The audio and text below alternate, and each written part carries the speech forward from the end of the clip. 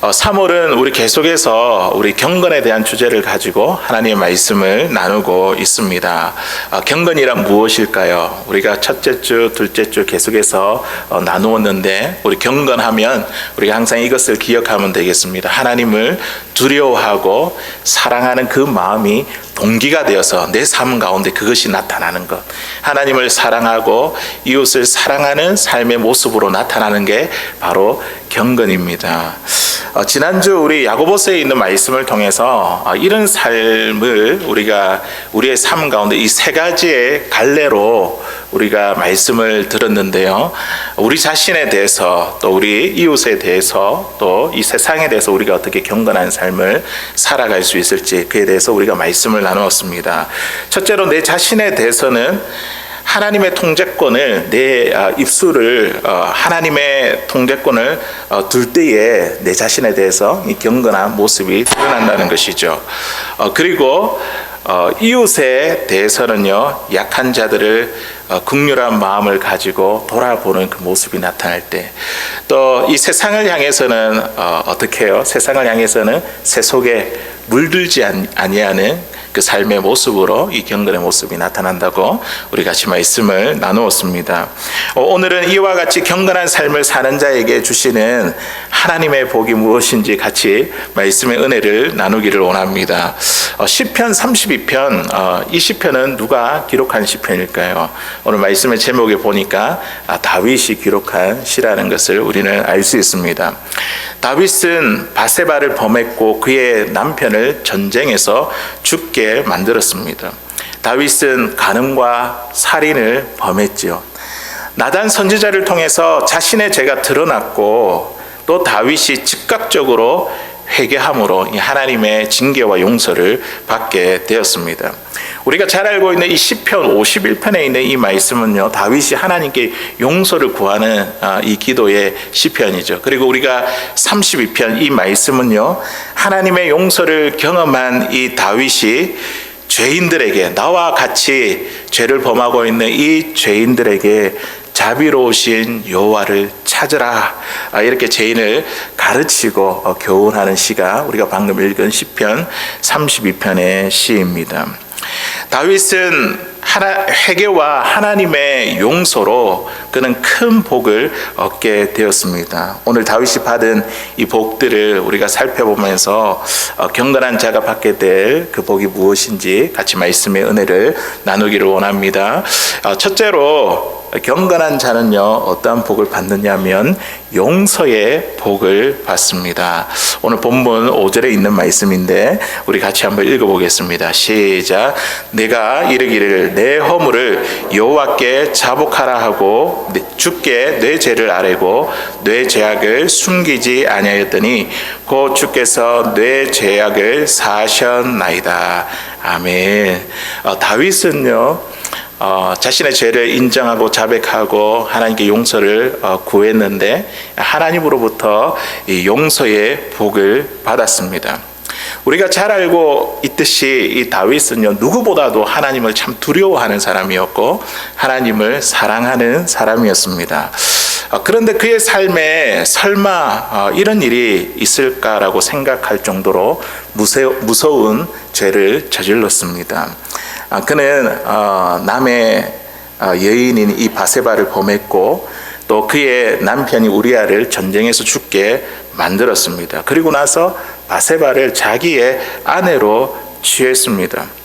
그리고는 아무 일도 없다는 듯이 이 10개월이라는 이 시간을 보냈거든요. 그는 스스로 이렇게 생각했을지 모릅니다. 왕이 원하는 대로 하는데, 왕이 원하는 대로 아내를 삼는데 이것이 우리나라의 이스라엘에 무슨 문제가 되겠어. 그리고 바세바가 일반 그 평민의 아내로 사는 것보다 이 왕의 아내가 되는 것, 이것이 얼마나 좋은 기회야. 내가 그 기회를 제공해 주는 것인데, 또 우리아가 나라를 위해서 죽었으니 이 이스라엘의 가문의 영광이 아니겠어. 이 10개월 동안 이 죄를 덮어두며 자신의 죄에 대해서 타당하고 합리적인 그런 이유를 대면서 아무렇지도 않게 그냥 이 10개월을 보낸 것 같습니다. 하지만 나단 선지자가 다윗에게 찾아와 이 감추어졌던 이 다윗의 죄를 밝히 드러냈죠. 그때에 비로소 자신의 죄를 인정하고 하나님께 용서를 구했습니다. 왜냐하면 이것이 하나님 앞에서 살 수 있는 유일한 길이었기 때문입니다. 이것이 하나님과의 관계를 회복할 수 있는 유일한 길이었기 때문입니다. 다윗이 하나님께 자기의 죄를 인정하고 회개했을 때 하나님은요, 다윗의 죄를 용서해 주셨습니다. 누구든지 우리의 죄를 인정하고 회개하는 자는요, 하나님으로부터 용서함을 받습니다. 이것이 복이라고 지금 다윗이 기록하고 있거든요. 우리 1절과 2절에 있는 말씀 우리 같이 읽어보겠습니다. 1절, 2절. 시작. 허물의 사함을 받고 자신의 죄가 가려진 자는 복이 있도다. 마음에 간사함이 없고 여호와께 정죄를 당하지 아니하는 자는 복이 있도다. 아멘. 이렇게 회개하고 하나님으로부터 죄 용서함을 받은 자가 복이 있다라고 지금 이야기하고 있습니다. 다윗은 자신을 짓누르던 이 죄의 억압에서 해방되었습니다. 그리고 모든 수치에서 자유롭게 되었습니다. 이게 얼마나 큰 복입니까? 더 이상 죄가 그의 육체와 마음을 주관하지 못하게 되었습니다. 이것이 바로 경건한 자가 하나님으로부터 받는 복입니다. 요한일서 1장 9절에 있는 말씀에도 보니까요, 우리에게 우리 죄를 자백하고 회개하면 이 죄를 용서해 주실 것이라는 약속의 말씀이 있습니다. 같이 읽어보겠습니다. 만일 우리가 우리 죄를 자백하면 그는 미쁘시고 의로사 우리 죄를 사하시며 우리를 모든 불의에서 깨끗하게 하실 것이요. 아멘. 우리 하나님은 미쁘시고 의로운 분이십니다. 우리가 죄를 인정하고 하나님께 자백하고 용서를 구하면 하나님은 우리의 죄를 기쁘게 용서해 주십니다. 모든 불의에서 우리를 깨끗하게 해 주십니다. 사랑하는 성도 여러분, 혹시 우리가 오늘 이 말씀을 듣다가 내가 아무렇지도 않게 그냥 지나갔던 그런 숨은 죄가 우리 마음에 두드러기며 그것이 생각나는 것은 아닙니까? 하나님은 모르실 거야. 시간이 지나면 다 해결될 거야. 하나님이 계속해서 우리의 이 악한 욕망에 대해서 마음의 문을 두들기시고 우리에게 말씀하고 계십니다. 하나님의 그 말씀을 들을 때 우리는 항상 이 죄와 갈등을 느끼죠. 그러면서도 우리가 못 들은 척하고 아무 일도 없이 그냥 넘어가고자 하는 우리의 마음은 아닙니까? 하나님은요, 사랑하는 이 다윗이 죄에 사로잡히지 않기를 원하셨습니다. 하나님은요, 이 나단 선지자를 통해서 다윗이 죄를 자백할 수 있도록, 고백할 수 있도록 그의 삶을 인도하시고 이끌으셨습니다. 하나님은 이와 동일하게 사랑하는 저와 여러분들이, 하나님의 자녀들이 죄에 사로잡히지 않기를 원하십니다. 우리 안에 있는 말씀을 통해서 감추어졌던 이 죄를 밝히 드러내셔서 우리 안에 있는 이 죄의 문제를 해결하기를 원하십니다. 그리고 우리의 죄를 용서하기를 원하십니다. 더 이상 죄책감에 사로잡히는 것이 아니라, 죄에 짓눌리는 것이 아니라 죄에 대한 자유와 해방을 누리며 살아가기를 원합니다. 죄를 해결하여 우리의 삶 가운데 기쁨과 평강이 넘치는 우리의 삶이 되기를 원하십니다. 어느 외딴 바닷가에 작은 마을이 있었습니다. 그곳엔 아주 오래된 전통이 있었는데요. 그 전통이 무엇이냐면 형벌에 대한 것이었습니다. 벌을 주는 것. 그런데 그 벌의 종류가 매우 다양했습니다. 태형, 때리는 것이죠. 교수형, 화형, 헤아릴 수 없는 많은 형벌이 그 마을에 있었습니다. 예를 들어 가늠한 여인이 있다고 한다면 그 여인에게 내려지는 이 형벌이 무엇이었냐면 높은 절벽에 데려가서 바다로 밀치는 것, 이런 무서운 형벌을 내렸습니다. 어느 날 마을 회의에서 한 젊은 여인에게 높은 절벽으로 데려가 밀치는 이 끔찍한 행벌을 선고했습니다. 이 여인은요, 남편이 물고기를 잡으러 바다에 가 있는 동안은 이 다른 남자와 함께 있었기 때문이었습니다. 날이 밝자 온 동네 사람들이 절벽으로 모여들었고, 이 젊은 여인은 자신의 잘못을 뉘우치며 눈물을 흘렸습니다. 그런데 이 뉘우침과 상관없이 이 법은 집행되었습니다. 이 여인은 결국 절벽으로 떨어졌습니다. 아래로 떨어졌습니다. 그런데 잠시 후 사람들이 당황하지 아니할 수 없었습니다. 누군가가 이 절벽 밑에 그물을 쳐둔 것이었습니다. 그래서 목숨을 건져 살았습니다. 알고 보니까 이 여인의 남편이 물고기를 잡으러 바다에 가기 전에 절벽 아래에 와서 사람들 보이지 않게 아무도 모르게 그 그물을 쳐두었던 것이었습니다. 결국 이 문제는 왕에게까지 이르게 되었습니다. 왕은 이런 장면을 보며 한마디로 딱 잘라 말했습니다. 남편이 용서한 잘못을 왜 그대들은 용서할 수 없다고 하는가?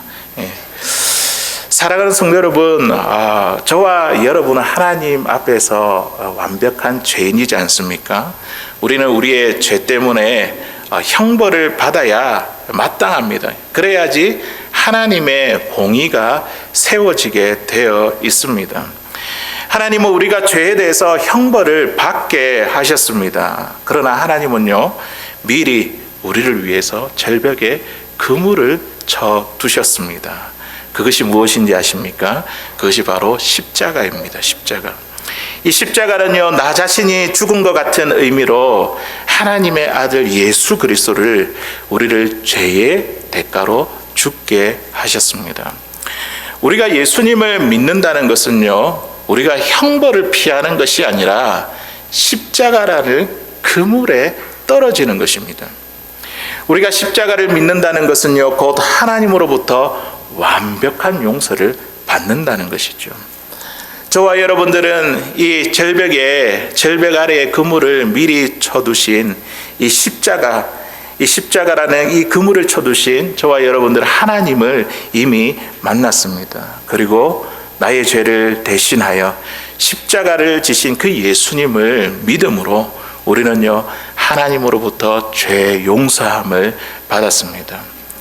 하나님께서 우리에게 베푸신 이 용서의 복이야말로 우리가 이 땅을 살아갈 때에 이 용서의 복을 통하여 영생을 얻는 것, 이것이야말로 우리의 삶 가운데 최고의 복이 아니겠습니까? 우리는 하나님을 만나서 이러한 용서의 영생의 엄청난 어마어마한 복을 저희들은 받게 되었습니다.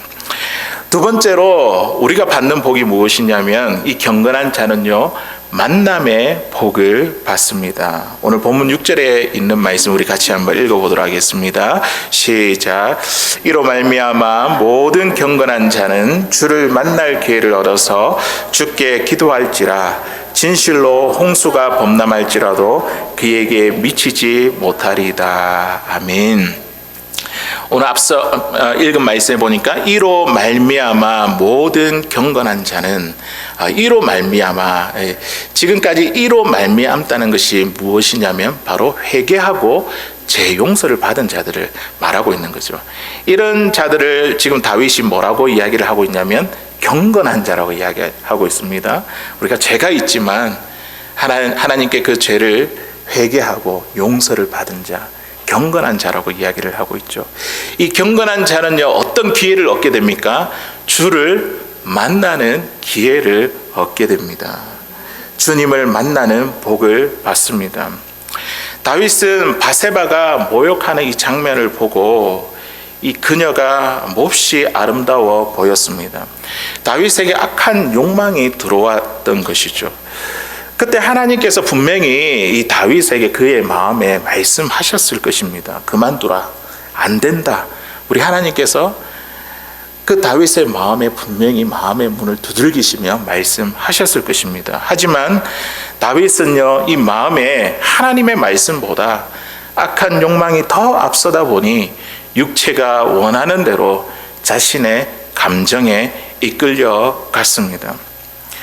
바세바를 범한 후에 이 바세바가 임신했다는 그 사실을 알았을 때에 하나님은요, 이 죄가 너에게 엄청난 것이라는 것을 다윗에게 보여주셨습니다. 그런데 다윗이 이것을 보고도 어떻게 했습니까? 이 사실을 감추기 위해서 전쟁 가운데 있는 이 바세바의 남편이 우리아를 이 예루살렘으로 불러들였습니다. 그 계획이 무엇이냐면 우리아를 이제 전쟁 가운데서 예루살렘 불러들여 가지고 우리아를 집으로 가게 만들겠다는 것이죠. 집에 가서 이 간음과 이 임신을, 이 모든 죄를 다 덮겠다는 이 다윗의 계획이었습니다. 하지만 우리아는 예루살렘에 왔지만, 이 왕의 명령으로 예루살렘에 왔지만 전쟁터에서 싸우고 있는 이 동료들을 생각하면서 그는요, 집으로 들어가지 않았습니다. 이렇게 다윗에게 충실하고 신실한 신하를 보면서 하나님은 이 다윗에게 하나님께 신실하지 못하고 충실하지 못한 이 다윗의 모습을 보이게 하셨습니다. 그럼에도 불구하고 다윗은 어떻게 했습니까? 하나님의 말씀보다 악한 욕망이 더 앞서서 이 우리아를요, 전쟁의 최전방에 보내어 죽게 만들었습니다. 하나님은 다윗에게 끊임없이 찾아와서 말씀하셨지만 다윗은요, 그것을 듣지 못했습니다. 아니, 그 악한 욕망 때문에 못 들은 척 했습니다. 사랑하는 성도 여러분, 우리 하나님은요, 항상 저와 여러분들에게 말씀하시는 분이십니다. 하지만 우리의 마음에 그 악한 욕망이 앞서게 될 때에, 또 죄와 분이 가득하게 될 때에 우리 하나님이 말씀하셔도 우리는 잘 듣지 못합니다. 들리지 않는 것이죠. 하나님의 말씀이 들려도 우리는 못 들은 척합니다. 그냥 그 감정을 더 앞세웁니다. 하나님께서 잘못되었다는 것을 환경을 통해서, 사람을 통해서 우리에게 보여주시지만 그럼에도 불구하고 우리는 못 본 척하며 살아갑니다. 다윗은 지난날 자신의 모습을 돌아보며 회개하지 않았던 자기의 모습, 또 죄와 갈등했던 자신의 모습을 이렇게 묘사하고 있습니다. 오늘 본문 3절 4절에 있는 말씀인데요, 32편 3절 4절 우리 같이 한번 읽어보겠습니다. 시작. 내가 입을 열지 아니할 때에 종일 신음함으로 내 뼈가 쇠하였도다. 주의 손이 주야로 나를 누르시오니 내 진액이 빠져서 여름 가뭄에 마름같이 되었나이다. 아멘. 다윗이 죄를 짓고 하나님 끊임없이 찾아오셨습니다. 다윗이 지나보면서 그렇게 이야기하잖아요. 고백하잖아요. 다윗이 정말 자기가 범해놓고 죄가 죄인 줄 모른다면 하루 종일 신음할 이유가 어디에 있겠습니까? 그리고 자신의 뼈가 쇠할 이유가 어디에 있겠습니까? 육체와 마음이 모든 진액이 다 빠진 이 여름 가뭄같이 그렇게 느낄 이유가 어디에 있겠습니까? 부딪혔다는 거죠. 그렇게 하고 나서 하나님 말씀에 부딪혔다는 것이죠. 하나님은 다윗에게 끊임없이 말씀하셨지만 다윗은요, 악한 욕망이 앞서 하나님을 외면한 것입니다. 못 들은 척, 못 본 척 한 것입니다. 시간이 지나면 모든 것이 다 괜찮아질 줄 알았는데 하나님은요, 나단 선지자를 통해서 모든 수치를 다 드러나게 하셨습니다. 그때서야 다윗이 정신을 번쩍 차리죠. 그리고 나서 즉시로 죄를 인정하며 하나님께 회개했습니다. 눈물로 통회하며 기록한 그 시가 시편 51편의 시죠. 시편 51편 우리 11절과 12절에 있는 말씀 우리 같이 읽어보겠습니다. 시작. 나를 주 앞에서 쫓아내지 마시며 주의 성령을 내게 거두지 마소서. 주의 구원의 즐거움을 내게 회복시켜 주시고 자원하는 심령을 주사 나를 붙드소서. 아멘. 우리 하나님께서 끈질기게 끊임없이 다윗을 찾아오셨지 않습니까? 그 하나님, 결국 나단 선지자를 통해서 이 다윗이 하나님을 만나게 되었습니다. 주님을 만난 이 다윗은요, 이 주님과 헤어지지 않기를 지금 간절히 바라고 있습니다. 주님 앞에서 나를 쫓아내지 마십시오. 주의 성령을 내게서 거두지 마십시오. 주님과, 이렇게 만난 주님과 다시는 헤어지지 않기를 간절히 바라고 있습니다. 주의 구원의 즐거움을 내게 회복시켜 주십시오. 자원하는 심령을 주사 나를 붙들어 주십시오. 주님과 친밀한 관계가 온전히 회복되어지기를 간절히 바라고 있습니다. 다윗은 그때서야 깨닫게 되었습니다. 주님을 만나서야 깨달았습니다. 내가 얼마나 주님 곁에서 멀리 떠나왔는지, 그리고 그동안 주님이 나를 얼마나 많이 찾아왔는지, 계속해서 나에게 손을 내밀었는지 알게 되었습니다. 경건한 자는요, 주님과 만나는 복을 받습니다. 누가복음 15장에 보면 우리 잃어버린 그 둘째 아들, 우리 탕자 비유가 나옵니다. 둘째 아들은 아버지의 재산을 미리 다 받아 상속받아 먼 나라에 가서 허랑방탕하며 모든 재산을 낭비해 버렸습니다. 결국에는 먹을 것이 없어서 돼지가 먹는 그 열매를 먹고 배를 채우는 처량한 신세가 되었습니다. 그는요, 아버지의 품을 그리워했습니다. 아버지에게 가서 하나님과 아버지에게 죄를 내가 지었다고 그렇게 고백하겠다고 집으로 돌아가기를 결정했습니다. 집으로 돌아오는 이 둘째 아들을 아버지가 보면서 어떻게 했습니까? 그 아들을 보고 끌어안고 목을 안고 입을 맞추었습니다. 그리고 제일 좋은 옷을 입히고 손에는 가락지를 끼우고 또 발에는 신발을 신기고, 그리고 나서 살찐 송아지를 잡아다가 큰 잔치를 벌였습니다. 사랑하는 성도 여러분, 이것이 바로 하나님과 만남의 복입니다. 내가 죄를 고백하고 우리가 하나님 앞에 나가기만 한다면 하나님은요, 우리 죄를 용서해 주시고 우리를 영접해 주십니다.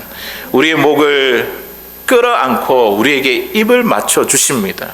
우리에게 제일 좋은 옷을 입혀주시고 손에 가락지를 끼워주시고 또 우리의 발에 신을 신겨 주십니다. 우리를 위해서 큰 잔치를 베풀어 주십니다. 우리가 하나님 안에 거하는 그 기쁨과 즐거움을 누리게 합니다. 하나님의 기쁨이 나의 기쁨이 되고 하나님의 즐거움이 나의 즐거움이 됩니다. 하나님의 평강이 나의 평강이 되고요, 하나님의 위로가 나의 위로가 됩니다. 하나님의 능력이 나의 능력이 되고요, 그리고 하나님의 승리가 나의 승리가 됩니다. 경건한 자는요, 하나님을 만나서 이런 복을 받게 됩니다. 이제 마지막으로 경건한 자는요, 인도의 복을 받습니다. 하나님께서 그의 삶을 인도해 주신다는 것이죠. 오늘 본문 8절에 있는 말씀인데요, 우리 같이 읽어보도록 하겠습니다. 시작. 내가 내 갈 길을 가르쳐 보이고 너를 주목하여 훈계하리로다. 아멘.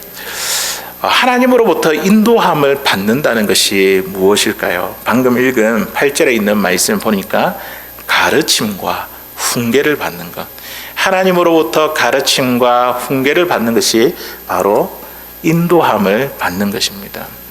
내가 어디로 가야 될지 모를 때에, 무엇을 해야 될지, 어떤 결정을 내려야 될지 모를 때에 하나님은요, 우리에게 가르쳐 주십니다. 그렇죠. 내가 내 갈 길을 가르쳐 보이고 우리의 길을 가르쳐 보여 주십니다. 그리고 내가 잘못된 길을 걸어가고 있을 때에 하나님이 깨닫게 하시는 거죠. 그리고 돌이키도록 우리를 훈계하십니다.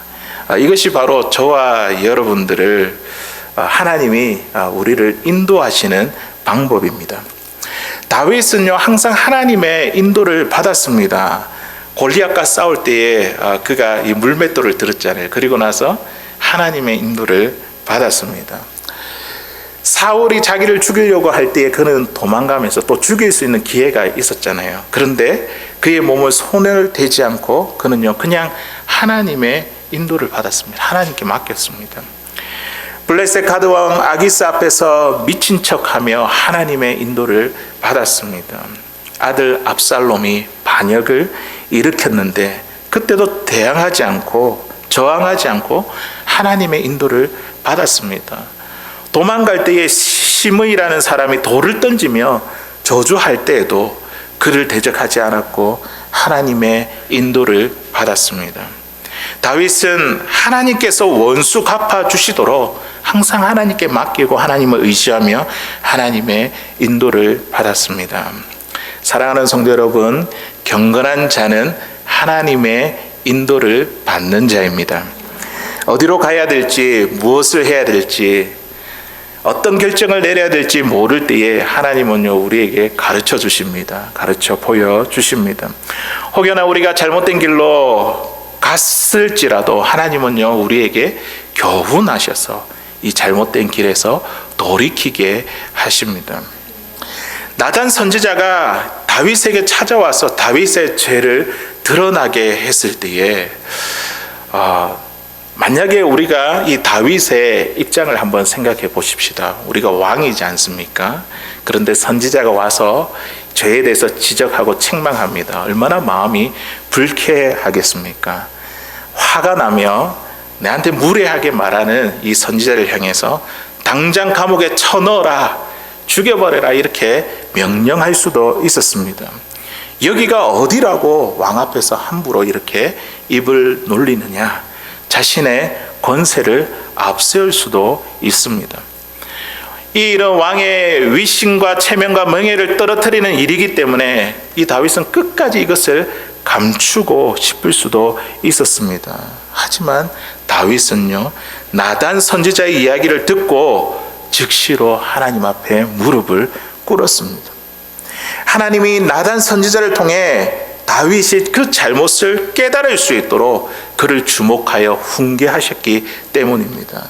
하나님은 다윗이 자신의 죄를 알도록 그리고 회개할 수 있도록 지금까지 인도하신 거죠. 그 인도가 나단을 통해서 이루어진 것이죠.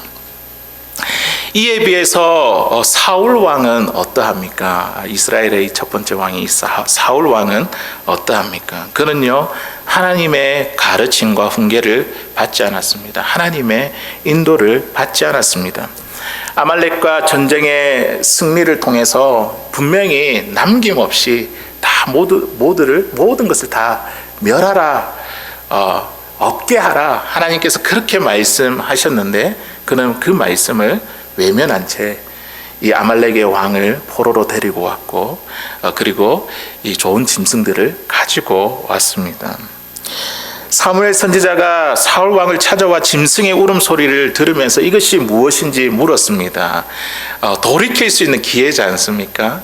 오늘 그 나단 선지자가 다윗에게 찾아왔듯이 이 사무엘이 이 사울 왕에게 찾아와서 이 짐승의 소리가 무엇인지 물었습니다. 하나님은요, 잘못된 길을 가고 있는 이 사울이 돌이키도록 인도하셨습니다. 그런데 그는요, 그 인도함을 받지 않았습니다. 이 짐승들 하나님께 제사하기 위해서 가지고 왔다면서 나름대로 이유와 핑계를 댔습니다. 변명했습니다. 그리고 나서 이렇게 이야기합니다. 백성들이 두려워서 백성들의 눈치 때문에 이런 일을 행했다고 합니다. 그는요, 백성들을 하나님보다 더 두려워했기 때문에 하나님의 인도를 받지 않았습니다. 하나님의 인도를 받지 않는 이 사울은 결국 하나님으로부터 버림을 받게 되었습니다. 사랑하는 성도 여러분, 경건한 자는요, 하나님의 인도함을 받습니다. 내가 무엇을 할지, 어디로 갈지, 어떤 결정을 해야 될지 우리는 하나님의 인도를 받습니다. 그리고 우리가 잘못된 길을 걸어갔을 때에도 하나님은요, 우리를 교훈하시고 우리를 훈계하셔서 그 길에서 돌이키게 하십니다. 우리 신명기 1장 33절에 있는 말씀 우리 같이 한번 읽어보도록 하겠습니다. 시작. 그는 너희보다 먼저 그 길을 가시며 장막 칠 곳을 찾으시고 밤에는 불로 낮에는 구름으로 너희가 갈 길을 지시하신 자이시니라. 아멘. 이 광야의 이스라엘 백성들, 우리 하나님께서 어떻게 인도하셨는지 보여주고 있습니다. 어떻게 인도하셨습니까? 하나님은 너희보다 먼저 이 광야의 길을 가시며 앞서서 하나님께 가신다는 거죠. 우린 따라가면 된다는 것이죠. 하나님께서 앞서서 그들보다 먼저 가시고 그리고 하나님이 먼저 장막 칠 곳을 찾으시고 밤에는 추우니까 이 불기둥으로, 낮에는 더우니까 구름 기둥으로 그들이 가야 할 그곳을 우리 하나님이 인도해 주셨습니다. 갈 길을 지시해 주셨습니다. 이 하나님이 저와 여러분들의 하나님이신 줄로 믿습니다. 하나님께서 우리보다 앞서서 그 길을 가시며 우리의 길을 인도해 주십니다. 우리가 장막 칠 곳이 어디인지 우리에게 가르쳐 주십니다. 불기둥으로 또는 구름 기둥으로 우리가 가야 할 그 길들을 우리에게 가르쳐 주십니다. 캐서린 마사리 쓴 기도의 모험이라는 책에서 아주 밝고 평안하게 사는 한 성도의 이야기가 나옵니다.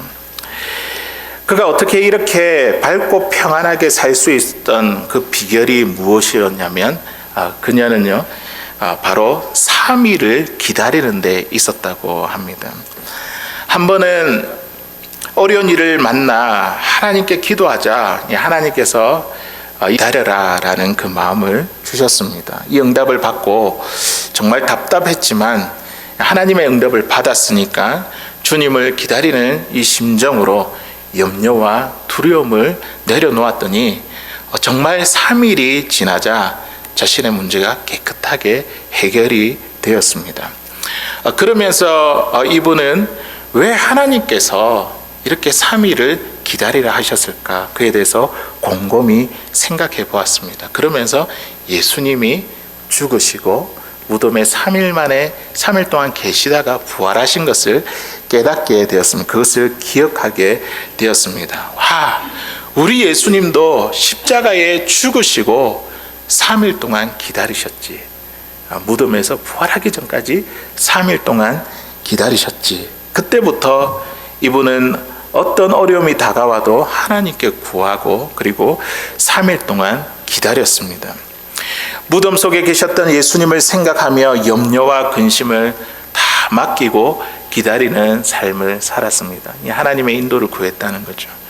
그러면 정말 어김없이 하나님께서 자신의 마음을 바꾸어 주시거나 아니면 내 삶의 문제가 해결되어 하나님의 인도하심을 경험하게 되었다고 말했습니다. 사랑하는 성도 여러분, 하나님께서 저와 여러분들의 길을 인도하십니다. 우리가 어디로 가야 될지, 무엇을 해야 될지, 어떤 결정을 내려야 될지 우리 하나님께서 우리에게 가르쳐 주십니다. 지금 내가 잘못된 길을 가고 있다고 한다면 우리 하나님께서 우리를 교훈하셔서 바른 길로 갈 수 있도록 우리를 돌이켜 세워 주십니다.